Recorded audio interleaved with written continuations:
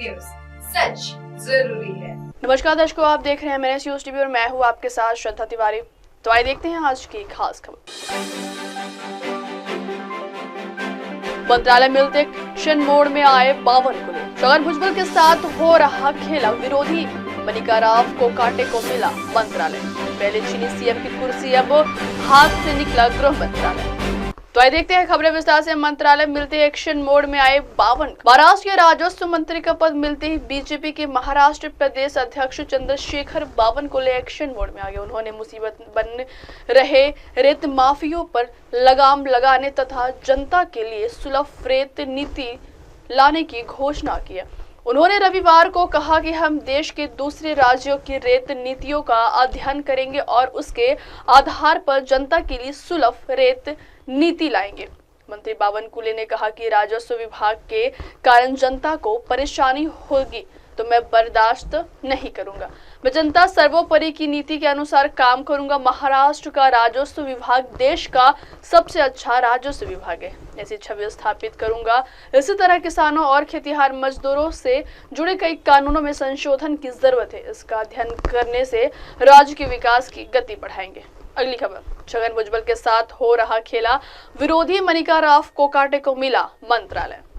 NCP में शरद पवार के खिलाफ हुई बगावत के दौरान अजित पवार का साथ देने वाले पूर्व मंत्री छगन भुजबल अब अलग थलग पड़ते नजर आ रहे। मंत्री पद नहीं मिलने से अजित के खिलाफ खुलकर नाराजगी व्यक्त करने वाले भुजबल को पार्टी में धीरे धीरे हाशिए पर पहुंचाने का खेल शुरू हो गया। भुजबल का मंत्री पद काटने के बाद अजित जिले में उनके सबसे बड़े विरोधी मनिका राव को कांटे को कृषि मंत्री बनाकर शक्तिशाली बनाने का प्रयास शुरू कर दिया।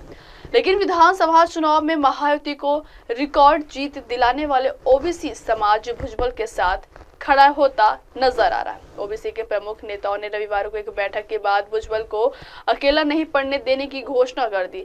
राज्य मंत्रिमंडल के विस्तार में जगह नहीं मिलने पर नाराज भुजबल ने सार्वजनिक तौर पर जहां नहीं चैन वहां नहीं रहना कहकर पार्टी छोड़ने के संकेत दे दिए। अगली खबर, पहले छीनी सीएम की कुर्सी, अब हाथ से निकला गृह मंत्रालय।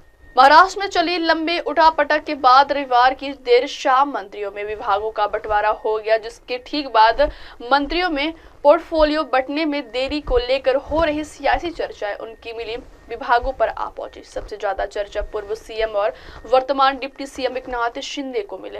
विभाग को लेकर हो रहे सियासी गलियारों में लोग इसे उत्तर प्रदेश से जोड़कर देख रहे। राजनीतिक चर्चाओं में यह कहा जा रहा है कि एकनाथ शिंदे खुद भी गृह मंत्रालय के लिए इच्छुक थे, लेकिन उन्हें गृह मंत्रालय नहीं दिया गया। ऐसे क्यों किया गया, यह भी चर्चा का विषय है। लेकिन सियासी गलियारों में यह बात निकली है कि महाराष्ट्र में एकनाथ शिंदे यूपी के केशव की तरह हो गए।